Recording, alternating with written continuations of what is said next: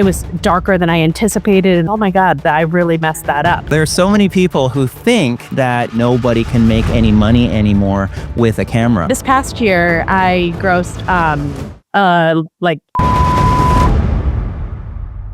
How would you like to make a very good living as a full-time family, baby, and elopement photographer? Well, Lyndsay Hannah from Boston has cracked the code in full-time photography. She's joining me today from Boston. It's great to have you on the show, Lyndsay. Hi, Tim. Thanks for having me. So you have an amazing website. You have an amazing business that is making you a very good living. And we're going to get into some of the numbers in just a little bit. You take photos in elopements, in family, in baby, and kind of everything in between. Can you just tell me at the very start, like, how did you get that start and what kind of challenges did you have to overcome? Because it seems to a lot of people that it would be really difficult to start out as a paid photographer. It definitely was. So my background is in sales, special event sales, actually. So before I had kids, I worked full time for event venues, selling mostly high-end weddings. And then once I had kids, I didn't feel like I wanted to go back to the 9 to 5 in an office job. So photography had always been a hobby for me. I mostly did landscape, travel, nature photography. And had never photographed people before. But when I had my first son, who's now 11, he kind of became my first practice subject. And I realized that I really do enjoy capturing families and emotions and just people in various stages of life. So I started my business. The nice thing I think about becoming a photographer is in recent years with the rise of digital photography, the barrier to entry is very low to becoming a photographer. You know, you can get an entry-level DSLR for $500 with a kit lens. Anyone theoretically could become a photographer. I think what's hard is that because of that, the market is extremely saturated. So standing out and presenting yourself in a professional manner to get clients to hire you is a challenge. I think I had the ability to grow slowly. I was not expecting to come out of the gate year one and make $100,000. It's just not realistic. I think I began very low, like most people do, charging $75, I think is what I started at, for families that I knew through moms groups with that I had met from having a baby myself. And then from there, referrals grew and I raised my prices each year and I learned how to create a website, how to, capitalize on SEO, how to get my business name out there. And year after year, I've seen growth and I'm year 11 now. So it definitely takes time, but if you work hard to do all the things that they recommend, SEO and build your mailing list and, all the things that will kind of future-proof your business, it can happen. Yeah. So in the very beginning, when you were starting to take those $75 sessions, Yep. Was that kind of scary for your very first sessions? Like, was it difficult to think about, oh no, what if I get the camera settings wrong? And did you ever feel that maybe you weren't able to call yourself a photographer at the very, very beginning? Oh, absolutely. I think I still thought of it as my hobby that I made a little money from in the beginning. I remember being petrified to go to my first session because the thing about working with families is that kids are extremely unpredictable. So you might go to one and have, a not yet mobile, happy baby who smiles at you and you're like, okay, I've got this. That was awesome. I could do this with everyone.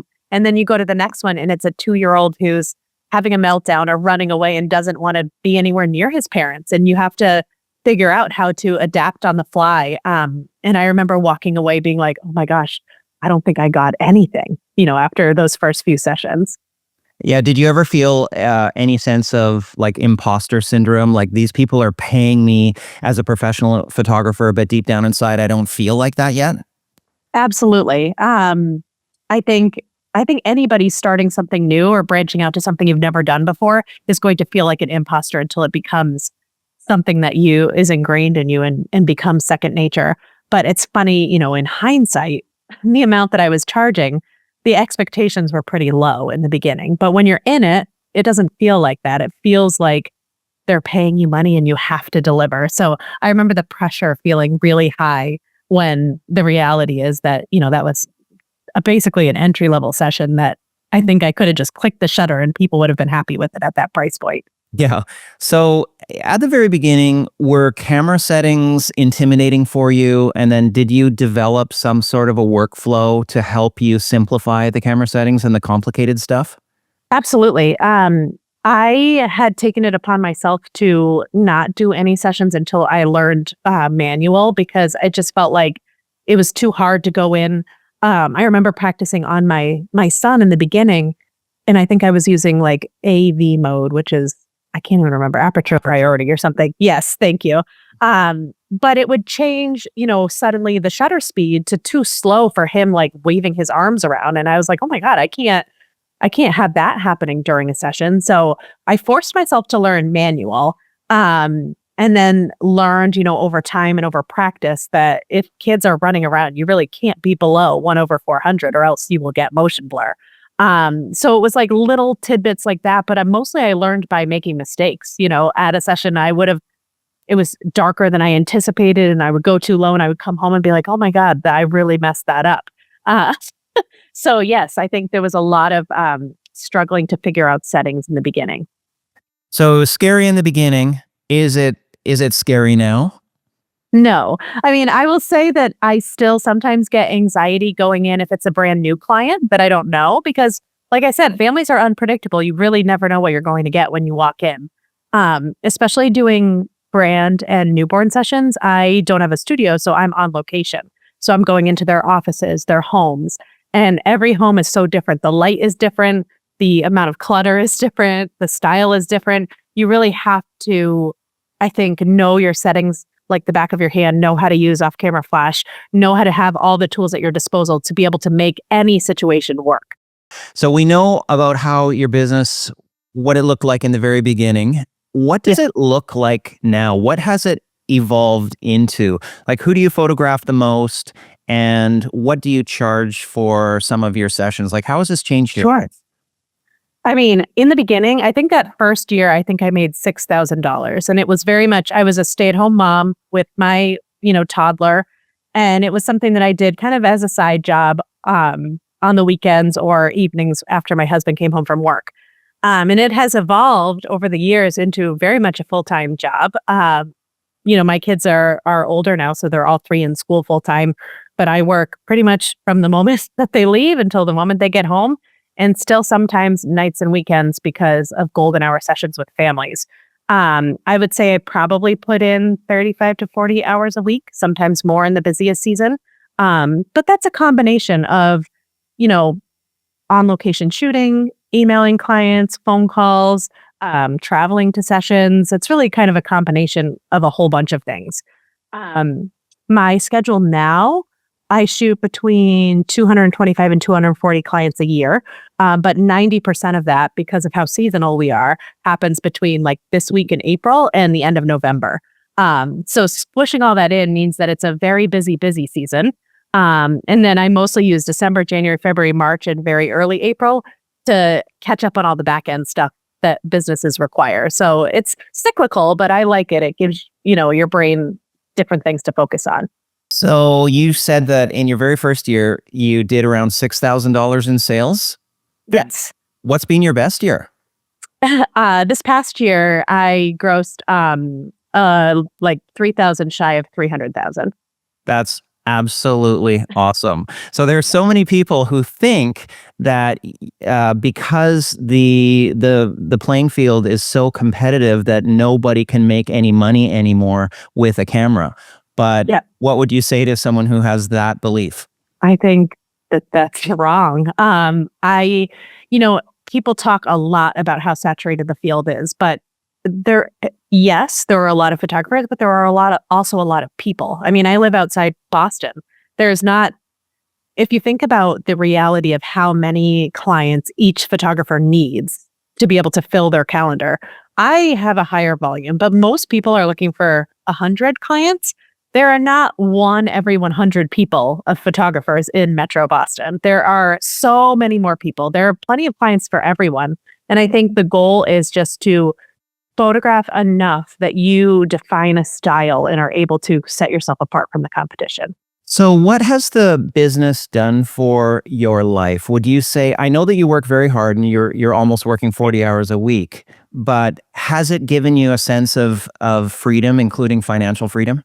Oh, yes. I mean, back when I chose to leave my full-time sales and marketing job, I mean, we were scraping by and living in a tiny apartment, and I don't think I ever could have anticipated. I started the business kind of thinking like it would be like a side thing to make a little bit of extra money while I was home with my kids. And I never imagined that it would snowball into this, and it has given so much financial freedom, but also schedule freedom. That's, I think, the best part about being an entrepreneur. I can schedule things around what works for my kids' lives, my family's lives, what works for me. I am my own boss and I am in charge of my schedule, and that is hands down the best part. So what about your clients? So you take photos during very important events in the lives of your clients. What kind of responses and reactions do you get when those clients see the pictures that you've created for them?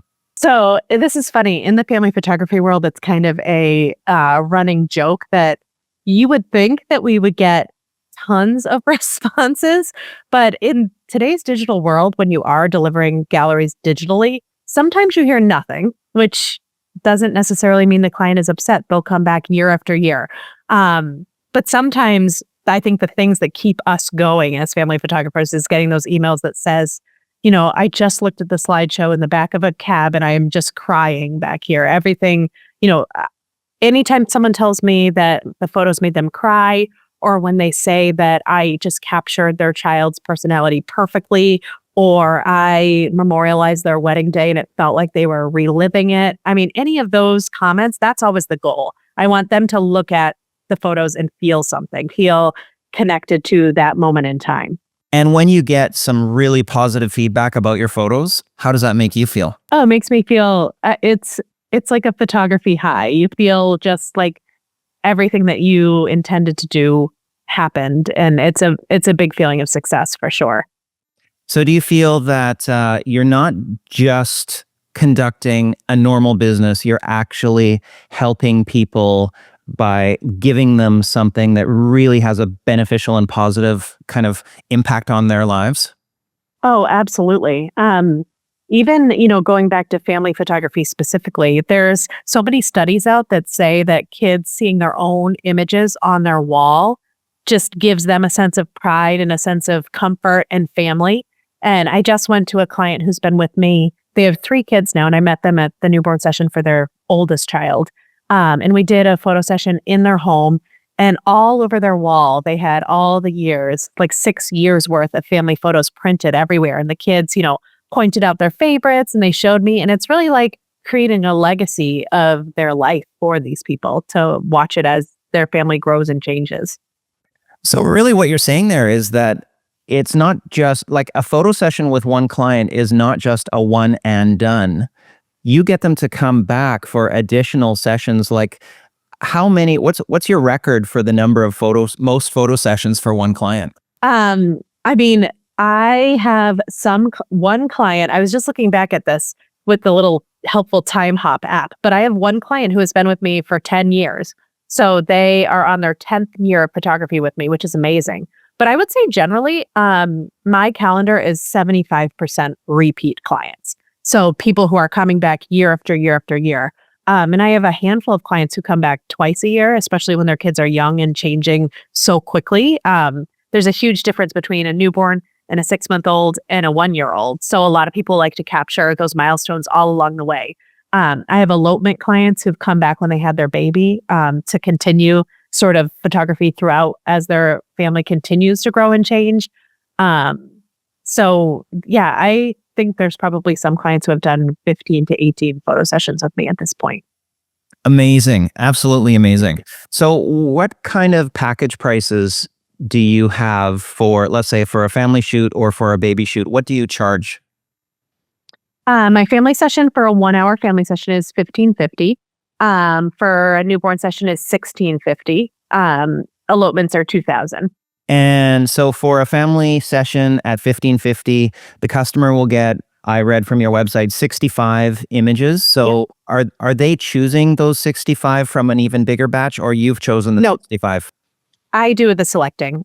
So I'll call them down, pick my favorites. I'll be honest, it's probably more like 100 per gallery. For lifestyle photography, it's fast paced. You're getting all the in between moments. So there's a lot of, it's a little bit different than portrait photography where you would get, 10 posed portraits.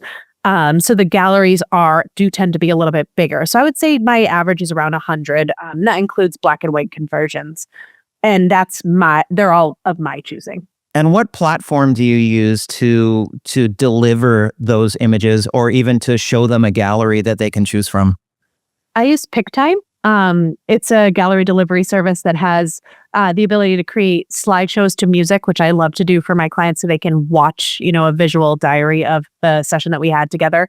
And then it also delivers the gallery that they can download WebRes and full res resolution from. Tell me a little bit about your post-processing, your retouching. Do you use Lightroom Classic for that? And do you kind of have a go-to workflow for, let's just say, for outdoor photos? What are kind of the main adjustments that you make? So when I get home, I'll upload my session. I usually, because my sessions are super active, I sometimes have between 800 and 1,000 photos to go through that I'm calling down, especially when there's an 18-month-old toddler and a 3-year-old boy, and sessions can be very active. So I'll call them down to my favorites, pull them into Lightroom Classic. I now use Imagine. Are you familiar with them? No, I'm not. So they're an AI editing program that I have trained with my own presets. So I usually adjust a little bit of color adjustment, contrast, white balance, and Imagine is trained to do that for me now. So I'll download my images into a collection in Lightroom Classic, and then Imagine will go through and just apply those my base preferences to each image. It takes about 3 minutes, and then I download those edits back to Lightroom, and then I'll go in one by one, making sure that I straighten horizons and do any masking that I need to do to brighten subjects' faces or anything like that. I sometimes go into Photoshop if I'm doing object removal or fixing some hair, anything like that. And then I also use, if I'm doing headshots, I'll use Evoto too, which is AI skin retouching. What do your customers love the most about what you do and what you offer? That's a great question. I think I most often get complimented that I'm extremely organized, communicative, and just easy to work with. I think people are so busy nowadays, especially in our area. Most of my clients, both parents have full-time jobs. They have multiple kids. They have just busy lives with everything going on. So I think as easy and as uncomplicated as I can make it for them, the better. I want them to be able to book me, feel confident that I am going to do everything that needs to be done, that I'm going to make sure the weather is great. I'm going to adjust it if it needs to be, and that they don't really have to worry about anything except for showing up and hanging out with their family. So when we just kind of revisit those early photo shoots, the $75 ones, was there a moment? What was the moment when you kind of knew, okay, I'm really onto something here. I'm really going to go for this? I think I fell in love with it right away. I went to a photo session and it was like something clicked in my brain that I could, be the mom that I wanted to be at home while my kids were young, but then also use a different part of my brain, the business mind of, my brain, the creativity. It allowed me to kind of step outside and be something else, be a business owner, be, a family photographer. And I fell in love with it right away, I would say. A little bit about camera settings. You mentioned that shutter speed of 1/400 as being kind of a minimum so that you freeze any action. Can you tell me a little bit about what your go-to camera settings are for outdoor photography? And do you use flash? I do not use flash outside. Outside, my happy place is usually between 2.2 and 2.5 for aperture. That seems wide open to a lot of people when you're dealing with groups, but I'm very intentional about where that focus is landing. And a lot of times I'm not going for a straight on portrait of everybody looking at me. If I was, I'd probably stop down. But because I'm looking for a moment, and a lot of times it's families like turned in and focused on each other, I like to shoot a little bit more wide open so I can get some creamy bokeh and just the beauty of golden hour, which is when I'm usually doing photography. 1/400 is definitely the minimum, but my preference is more like 1/800, because if I have parents throwing kids in the air or twirling them around or kids running at me, you really do have to have it pretty high to freeze motion and not get motion blur. Luckily, I shoot with Sony, which handles ISO really well. So I would say usually outside I'm below 1,000, but as we get like later and later in the evening, it'll sometimes go up to 1,600 to 2,000. And are you using auto ISO or you're locking? No, I change it myself. Okay. And are you looking at your histogram as you're going through the photo shoot? So I used to look at my histogram, but because I have the digital viewfinder now, it shows me what the exposure is. So I don't look at the histogram as much now that I have a mirrorless. Okay. And what about lenses? What's your, for outdoor family photography, what's your go-to lens? So I shoot with a dual harness. So I always have two cameras on me at all times. My one side has 28 to 70 on it, and my other one has an 85.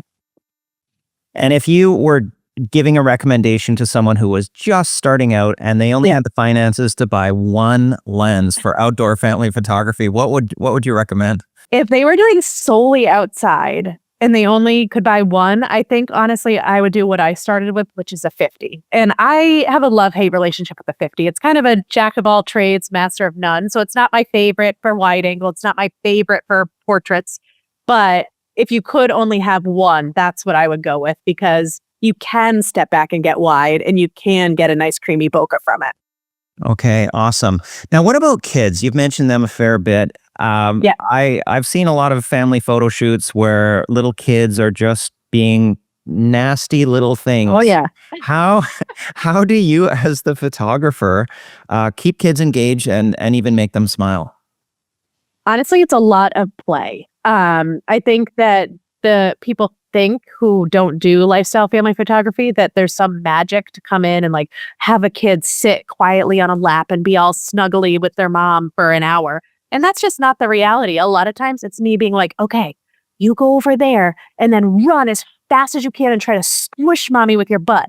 And they'll run over and jump onto them. And then you have to be ready to get that one moment, because you only need a millisecond of a great pose.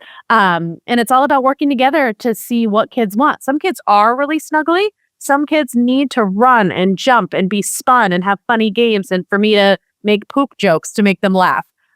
Every kid is a little bit different, but mainly I use activity. If a kid doesn't want to sit, okay, we pivot and we're going to walk together in a line and you swing the kid while you walk to keep them interested. I think it's absolutely fruitless to just continue to try to get something that is not working for the kid. You have to, I think, adapt and move around. And it's also an education piece with your clients beforehand. Like if your 2-year-old doesn't want to sit and snuggle, you might not get sitting and snuggling photos, but that is a snapshot of what your child's personality is right now. We have to work. If you want beautiful photos of your family having fun together and your child showing genuine happy emotions, we have to do what makes them happy. Yeah, absolutely. I can tell that you have a lot of experience here in making kids cooperate. And what about focus? You mentioned having a kid that's running towards mom and maybe that focus distance is changing really quickly. Yeah. Are you using a single point focus or the multi-focus? And what about back button focus? What do you do? I am, so Sony has eye tracking, which is really helpful. I used to shoot Canon before, and I did use single point and toggle, which was harder to nab focus than it is with eye tracking with Sony. So I definitely owe a lot of my really great focus to Sony because their eye tracking is phenomenal. But yes, I use single point and I do toggle. I like that eye tracking, and that's one of the tricks that wildlife photographers use, especially for birds that are flying in the air. Yes. And it's amazing that technology can actually grab the eye of a flying bird. So you're using that to great effect with flying kids. Yes, flying kids. Yes. What about upsells? So you mentioned that you charge $15.50 for a standard family photo shoot, and they get, I think it was 65 images. Are there any upsells? Is there anything you can do to increase the average order value? So I use PickTime, which has the ability to do a shop too. So I work with Miller's Print Lab, and I have a whole bunch of products that people can buy after the shoot. They do receive a print release, but the way I phrase it is that this is a professional print lab that I am calibrated with. Like, I can absolutely guarantee the quality of these prints. So a lot of my clients will do an album, which I custom design for them, a framed print, or even just loose prints through me. During the holiday season too, I'll add in, picture ornaments, greeting cards, all sorts of things to upsell products throughout the store. What is the biggest sales month that you've ever had? October is peak foliage season here. People are super into foliage, if you know anything about New England. So you have peak foliage month, and then peak I want my family's Christmas card month. So in October, in the past, I've had 35 sessions in the 1 month of October. So that is definitely the peak revenue month every year. And how much was your peak revenue month? I feel like last year it was like 60 grand just in that 1 month. Amazing. That's absolutely incredible. Chart topping. That's incredible. Yes. I'm leaving And it with goes in a deep dive in December, but that's okay. You can get a seasonal. Yep. yeah. Well, it's like it's harvest season, right? It's that's Just like when you got to work estate, hard. You kind of you pile it in when it comes and then use it to balance out the slow times. What about customers? How do you get your customers? I would say for the ones that are not repeat customers or referrals for my current customers, most people come from Google. I do have very good SEO. I'm usually number one for family keywords if you search in the Boston area. So that's definitely where most of my focus lies in ensuring that all of my targeted keywords have good SEO. Have you ever tried paid ads? I actually just tried them this year. Yes. But this was the first year that I ever did delve into paid ads. And do you think they work for you? I feel like it's too new to say. I took a couple of courses on it, and they really say that you need 3 months for Google to really learn your target customer and be able to accurately put those ads in front of the people who are going to then turn into customers. Are they getting traction? Absolutely. I'm definitely getting traffic. But I feel like I'm still in the learning phase as far as them learning my preferences and my clients' preferences. What about the actual purchasing point? How do you get a client to actually sign up? And I'm talking about a new client who is not a repeat. Do they make an inquiry on your website, and then do you email them a package that has kind of salesy type copy in it? I am a big proponent of having the price being very transparent with prices on your website. That's another one of, I think, goes back to me feeling like people want it to be easy. If I was searching for a photographer and they did not have pricing listed, I'd just move on to the next person because it's too much work. There was a lot of teaching out there that says you have to get clients on the phone. I know some people do that. I also don't require that because not everyone has time during the day or has a job that allows them to get onto the phone. We are a huge medical community around here, and I would say a large portion of my clients are doctors, and they don't have normal 9-to-5 desk jobs where they might be able to take a lunch and call me, to chat about it. So the process is, yes, they submit an inquiry on my website, and then I get notified of that. And then I email them. My inquiry form asks a few questions so that I feel like I can develop a little bit of a rapport with them, like who's joining us, like what age are your kids, where are you from? Usually enough for me to pull something out and be able to develop a really comfortable, chatty email with them. They've already seen the prices, but I direct them back to the website as to where to find them, just in case they weren't able to find them when they submitted their inquiry. And then I ask them if they'd like to jump on a call to chat about options, or we can stick with email if that works better for them too. And then we go from there. So if you were just starting out all over again, knowing now what you know, but if you had no reputation and no business name, what would you do as the fastest way to start earning some income? So that's an interesting question. So I think there's one of two ways that you can start. You could either do what I did, which is start out right away charging a very nominal amount while you get experience. The other option is to do model calls, which are free, to build a portfolio until you feel confident to come out of the gate charging more profitably. For me, in my financial situation at the time, yeah, every little bit helped. So me charging a little amount helped our family. But I think had I been in a different financial situation, I think it would have been easier to, I'm going to say, do 20 model calls to develop a portfolio that I felt confident and good about, and then come out of the gate charging more. Because what happens is when you come out of the gate charging $75, the clientele that are going to pay $75 for a photo shoot is not the clientele that is going to then, is not who's with me now paying $15.50. Not because they can't afford it, but because some people value photography and some people don't. Some people place the value at 75. Very different people place the value over $1,000. So I think if I had started out closer to where I wanted to be, the likelihood of bringing some of those clients that I started to develop that relationship with me would have been higher. So I think had finances allowed, I would have done 20 to 25 portfolio building sessions until I felt very confident. And then I would have come out of the gate more at $500 or $600 instead of $75, which would have made it a little bit easier to increase. And again, bring some of those clients with me instead of having to start all over every time I made a price jump. Yeah, really interesting. So what message do you convey to a prospective new client when they maybe have the mindset that I think this should only cost $500 or $600? Here you are charging 3 times more than that. So what's kind of your messaging to justify that higher price point? It's funny. I don't get a lot of people saying that. I think because I do have transparent pricing on my website. So by the time they come to me, they are usually comfortable with that price point. But I definitely in my regular life have heard of people, people will say, wow, you charge a lot. Like my photographer charges $300. And I guess my, retort to that would be that every photographer has a different, work method and length of time and amount of time that they put into their images. $15.50 for me is a profitable rate for the amount of care and time I put into researching for each session, making sure that the weather is good, making sure that the location has been scoped out, spending the amount of time with that client to ensure I get beautiful images, and then the amount of time it takes me to post process.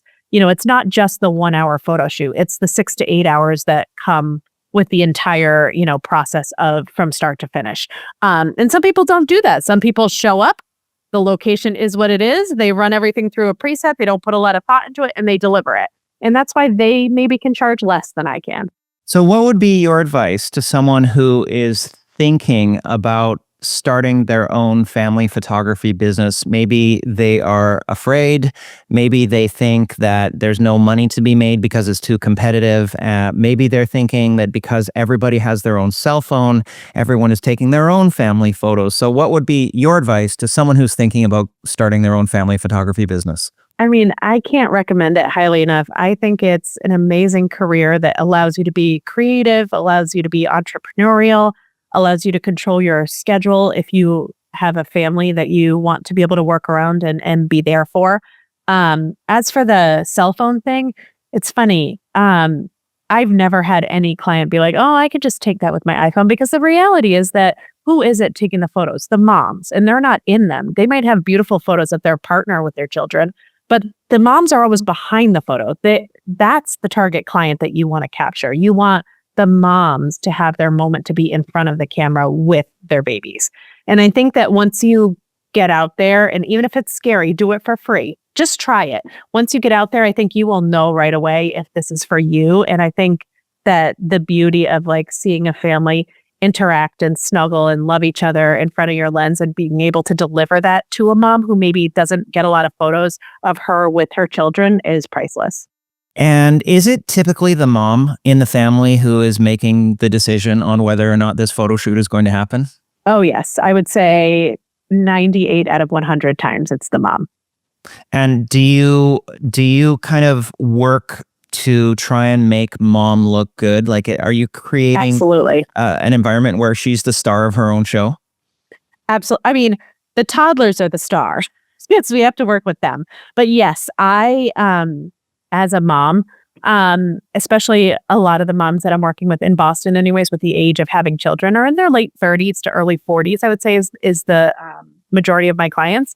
And we don't always feel great about ourselves in that age range. And yes, so my goal when I am culling is that if mom doesn't look fantastic, I'm not delivering it. Because I am a woman, and as a woman, you look at a photo, and if you feel like you look terrible in that photo, that can cloud your perception of the entire gallery. So I am extremely anal about the photo, how mom looks in every photo that I deliver. And do you, as part of your kind of welcome package, do you have advice on what people should wear or color tones, Yes. patterns to avoid? Absolutely. A lot of my advice depends on the season that we're in. So I have a let's get you styled email that goes out to my clients about a month in advance. And usually it is, yes, it's please avoid neons, avoid black or super dark colors, avoid bright white. Those are all things that just don't look that great with editing. But then, like in the spring, for example, I tell people to avoid green because here in Boston, we have very like that new green that's like very yellowy and it kind of clashes with any other shade of green. So I recommend blush and mustard and light blues for the springtime. And then my recommendations for November are jewel tones because we have warm brown grasses and you really have to kind of work with the backdrop that clients are going to be in. We don't want you to camouflage. We don't want you to clash. And then I try to help them. Clients have a hard time visualizing what something will look like in photos. So I try to kind of guide them through not having everyone match, but having the colors be complementary. So I give every client my cell phone number and ask them to pick out the mom's outfit first, whatever you feel beautiful in. Send me that, and then I can give you recommendations for the colors that the rest of the family should wear. Okay, so you're going to have the last word here. So Sure. your final advice, someone's thinking about starting a family photography business, do it or don't do it? Do it for sure. Do it, but do it right. Register your business, pay taxes, like start well from the beginning. Start a mailing list, have a website, because then every bit that you build is actually, working towards the end goal, which is to have a profitable business that you love. Awesome. So that is Lyndsay Hannah, and her website is lyndsayhannahphotography.com. She is an award-winning family and baby photographer in Boston. Thank you so much for joining me, Lyndsay. Thank you, Tim.